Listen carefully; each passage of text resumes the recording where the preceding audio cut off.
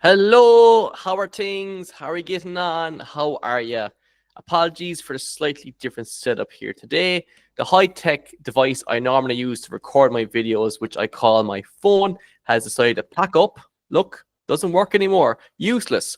So for the time being, for one or two videos, we're going to be using this webcam and this big hefty old headset. So hope you don't mind, but let's get straight into it. West Ham, Chelsea, we battered them. Absolutely battered them. Gave them 5 walloping goals after they gave us 1 walloping goal, nearly a second walloping goal. But we said, nah, no good. And we just flew on by 5 goals, didn't even need the cold one. Although it still is quite worrying, the fact that he came off injured in the warm-up. Maresca said he wasn't great in the build-up, like all week long. He wasn't 100%. So look, it's better to take these actions and be a bit safe. He obviously wasn't that bad since he didn't go straight into a physio room. He stayed on the bench the whole time. We got to see about maybe 78,000 camera shots of Cole Palmer looking very disgruntled / confused, whatever is his normal state of expression. But regardless of all that, I do have reviews of every other player that played. Overall, defense, in particular, Sanchez, terrible. But going forward, lads, oh my God. We started slow, but once we got going, we were great. It was a combination of us being maybe not great, but very good, and a combination of West Ham being very, very bad. West Ham, they have to sack Graham Potter soon, and then bring in someone else, and the cycle continues. Like, when was the last time West Ham were thoroughly happy with their season, even when they won the Conference League? Like, they finished like 16th in the Premier League, so it papered over the cracks. Besides that, like, I don't know, you'd be going back a long time. Like, Pellegrini and so many other managers came in and they couldn't get the job done.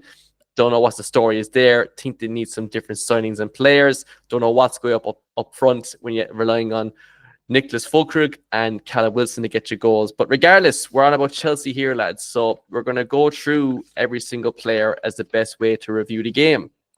So first off in goal, we have Sanchez. 4 out of 10 for Robert Sanchez. What was that save? I said in my stream, if you haven't seen the stream, go check it out now. But his save was just like hey, like the ball's going this way. You have a right hand and you use your left hand. Hey, what is that like? That was just pathetic. He was miles out. I think Graham Potter was like, look, guys, this is the keeper they have. I know him well. Shoot on target. Just shoot and hope for the best. Do you know when you're playing 5-a-side soccer or 6-a-side or whatever else, and you know the guy in goal is terrible? You'll shoot for miles out. Miles out. Because if it goes anywhere near him, he's going to drop the ball and jump around whatever else. So when Sanchez went with his hey save, that was enough for me. Did nothing else great in the whole game. Okay, he made one good save when we were 5-1 up that he got touched it and tipped onto the crossbar, went over. But 4. The more time goes on, the less patience I have with this man. He's becoming the Nicholas Jackson of goalkeepers. We need to realize he's no good. Malo Gusto, I give him a 6. He was good. I was surprised to see him start, but he was good. Didn't make a whole lot of mistakes. Wasn't too bad. He got the bomb forward like he was allowed to under Pochettino's time. So Gusto, he was there. He did the job. Didn't have too much of a challenge, I felt. I don't think I can remember anything that really stood out that I was like, lad, what are you doing? So all is forgiven, Gusto, for that terrible shot you took in the first game against Crystal Palace. Gets a 6. Tosin Adarabioyo gets a 7. I was a big fan of Josh Achampong. I would have liked Achampong to start, but there's a few passes that Tosin made, guys. There was one in particular up to Estevao, straight down the middle of the pitch. Just cut the pitch in half, flew through West Ham midfield, which at this stage was like, oh, come on, blow the whistle. But very good. Very happy. He is growing to become a very, very good centre-back. He gets a 7, and so does his partner, Trevor Chalobah, another 7. Every single game, he shows why he should be staying. Stop trying to sell him. And when he scored in the big biceps, I don't have biceps, so I'm not going to do it, but the big pose he done, being like, I am the man, I am Chalobah. Go look at my Instagram and look at all these Bible verses that I post. 7, very happy. Could he have closed down Fulcry a bit more for the goal? You could say that, but again, if you had a keeper behind them that did a bit more than, hey, you mightn't be able to blame him, but yeah, Chalobah, he gets a 7. Mark Cucurella also gets a 7. The cheekiest assist of all time. This corner routine that we have, where Neto presses L2 on the PlayStation controller, calls second player towards him, but then dismisses him, goes back into the box, flings it onto him. Cucurella heads the ball back slightly and goes into somebody's path. I forget who it was, maybe Neto or someone. But yeah, it was great. He's pretty good. Got the bomb forward, got plenty of chances. At times in the first 15, 20 minutes, I felt like him and Neto were kind of fighting on that wing for space and the opportunity to get in crosses. But no, very happy with Cucurella. So look, that is 3 of the back 4 getting 7s because they did stuff that stood out to me. Gusto, you're okay. You were carried. Enzo Fernandez. I gave Enzo, I think it was a 4.5 in the Crystal Palace game. I'm going to nearly double it and give him an 8.5. Brilliant. Great. Never mind the fact I took him out of my fantasy team because I thought he wasn't going to be great for the start of the season. I now look like an idiot, but I'm happy to look like an idiot. A goal, an assist, or maybe just a goal. He took the goal anyway pretty well. Very happy with Enzo. Very, very happy. He was great. This is exactly what we need from him. Like, a very happy, controlled midfield. Worked great with Caicedo. When it started off that himself and Caicedo weren't working very well together under, say, Pochettino, there was worries being like, Jesus, this midfield that has cost the GDP of a normal small country is not working out. But now it's working, by God. Great stuff, Enzo. Very happy. 8.5. Caicedo gets an 8. Also very good. I just felt like Enzo made more of an impact on the game. That being said, I just look at the camera because I think I'm a little bit fuzzy. But anyway, Caicedo, very good. Took the goal well. Did his bits in his field as normal. I gave him, I think, a 6 or 6.5 in the Crystal Palace game. It's games like this where he showcases more what he can do when he can stand out and he impresses you more. Very good, Caicedo. You get an 8. Good man yourself. Estevao Willian. He got man of the match. For me, he's getting 8.5. Himself and Enzo and one other player. I just couldn't decide who was the best. Fantastic. Took his chance very well to come in, replace Palmer. He was great. Like, I think the boy is ready to start. Pedro Neto, I'm sorry. Well, not really sorry. I would hope that, like, this is living in fantasy world, but like the manager and everyone else would see, hold up. Neto playing on the left is working out pretty good. Estevao can play on the right. We're missing Cole Palmer. Fair enough with West Ham. We still scored 5 goals, lads. It's not like 1 or 2. So I think this should be the 2 of them should be our 2 wingers on those 2 positions. Jamie Gittins, I'm sorry, you're not like you can grow it. He can grow into it. Gittins can grow into it. But I was very impressed by Estevao. We could have a superstar here. We need to treat him like Palmer. His name is certain on the team sheet. Once Palmer started playing well for us when he first came in, he was on the team sheet every week. Estevao should be the same at this stage. Honest to God, Estevao should be the same. There should be no question about it. Palmer plays, Estevao plays, Chalobah plays, Cucurella, Enzo, Caicedo. Every single week, they're on the team sheet. And Reece James, if he's fit. I think it needs to be done. It needs to be done. 8.5. He was great. Joao Pedro. When I saw himself and Delap both starting, I was like, this could be very interesting. And it was. Oh boy, it was. My interest was piqued. It was fantastic. Goals, assists, fantastic, great. It was just a fact against Crystal Palace. Maybe it's because we're up against Mark Gahey. He didn't get the chance. This is still a back 4. He was great, lads. He's fantastic. Delighted to see it. He did show an elbow at one stage. That's why we signed him. All the traits that he showed.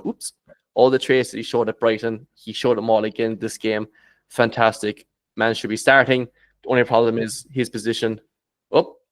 Yes, I want to stay in the call. I'm recording a video, clearly Google Meet. So yeah, Joao Pedro, 8. He's slightly less than Enzo Fernandez and Estevao. 1, because his name doesn't start with an E. And 2, because I just felt the other 2 made a bigger impact. I know there's probably more attacking returns from Joao Pedro, but just the other 2 got me. Jesus. Anyway, the other man to get an 8.5 rating is Pedro Neto. This is one of those games, like the Fulham game, where the man just comes alive. He's class. He's driving things. He was relentless. He was fantastic. He was brilliant. I'm running out of words to say. He was very good. Very happy. Does that ear thing. Do it all the time you want, boy. Make sure your ears are not getting any bit of wax stuck inside them. You were great. I was very happy. Did Neto have a bad game? Very false. Very, very false. If you know, you know. But yeah, Neto, very happy. 8.5. Great. Very happy to be proven wrong that he's just a bit par player. He might do nothing for another 5 or 6 games, which will prove me right. But in games like this, he was great. Liam Delap, his hold-up play was great. He did it a bit at the Palace game when he came on, and I think it showed that if he played more of that game, it was a better game suited for him. Maybe if Joao Pedro played in the attacking cam role behind Delap in that game, he might have had a bit more success. Who knows? But Delap, he was great. Hold up play. Fantastic. Very happy. 7.5 only because he was more of a facilitator. He didn't really, he didn't get a goal or assist himself, but he created chances. He was great. Hold up play. Let the wingers and Joao Pedro bomb past him. Oh, this is great, lads. Can we please play West Ham every week? It'll save us on expenses and travel because they're only over the road. There's a nice stadium and everything else. Very happy. Delap, 7.5. On to the substitutes now. Reece James came on and 7. There's one time he cut in to the pitch, bomb forward. I think he put a ball up to Estevao, who then kind of cut in and then shot it wide. Or the keeper saved it maybe because it was deflected. But James is great when he came on. He was great. 7. Can't really give a sub a whole lot more that doesn't actually score and stuff. But 7. That is 4 7s we have defensively. Like, I was very happy when he came on. He was fantastic. He wasn't needed, as we could tell as the game went on. So, look, it's best to preserve his energy. Make sure that Weetabix just stays rock hard. Make sure it's out of date and there's no break in it. But yeah, Reece James, 7. Very happy. Andre Santos, he gets a 6. Didn't do a whole lot. He is growing into it, which is great to see that he's not under pressure to perform from the very, very start. He came on and he plays very attacking. It goes Caicedo, Enzo, Andre Santos, which I think is a bit weird, but I give him a 6. He's okay. Didn't do a whole lot wrong. Didn't do a whole lot right. Very balanced, very happy. If he keeps us up for a few more games, I'd be pretty happy just so he gets up to the pace of the Premier League. But it's looking good for him so far. And he's also a handsome little chap. Hato, this is my first time seeing him play. Now, I don't think he done much of anything. I give him a 6 here, which in hindsight, I think is a bit inaccurate based off what I give Wesley Fofana and Santos because he did literally nothing. But at the same time, I don't think much came down that left wing once he was on and he was covering. He was fine. He was okay. Gets his minutes. That's fine. If Cucurella is tired, I sub him in because from what I saw, he seems fine and sturdy. Wesley Fofana, the man who deletes half of his Instagram for no reason at all. Just, whatever, gets a 6. He was fine. He was okay. He needs to buff up a bit. Chalobah showed off his muscles. All Fofana could show off was his bleached weird hair. Yeah, I don't know. He was okay. He's fine. Again, got a 6. Like himself, Santos and Hato with the time they came on for, they all just kind of were there. But 6, he was fine. He was grand. Still wouldn't start him. Blueco probably want him to start because of the investment, but I would rather Maresca play who he wants. And if that's Tosin and Chalobah, you and me, Maresca, we are bald brothers for life. Jamie Gittins, he gets a 5.5. I know I just said the other 3 didn't do a whole lot. I feel like Gittins didn't contribute anything. You're going at a defense which is run down, it's conceded 5 goals, and he didn't really get a whole chance to impact on the game or the scoreline. So he gets a 5.5. He could be one that just needs to be bedded in, like Santos, get up and running with the league. I would still like to give him more chances, but as you can see, that attacking area is very competitive. It's hard to see who you could make a case against to say they should be dropped for Jamie Gittins. But look, it's early days. It's 2 games. To be fair, not every signing works out.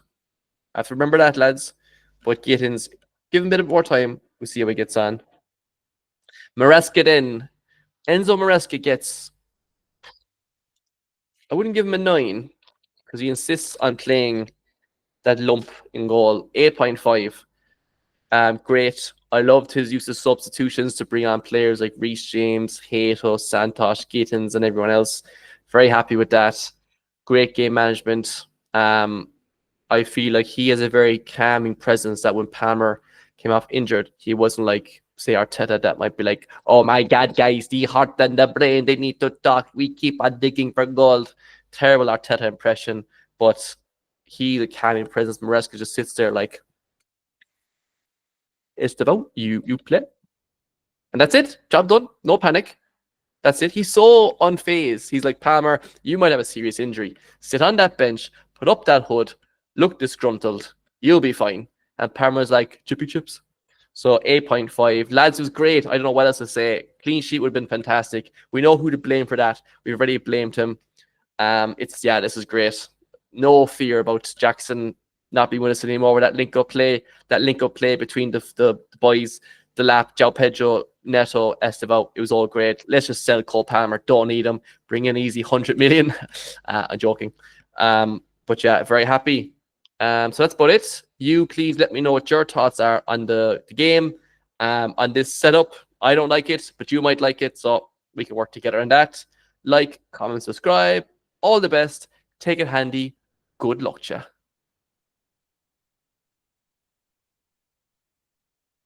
Stop recording, please.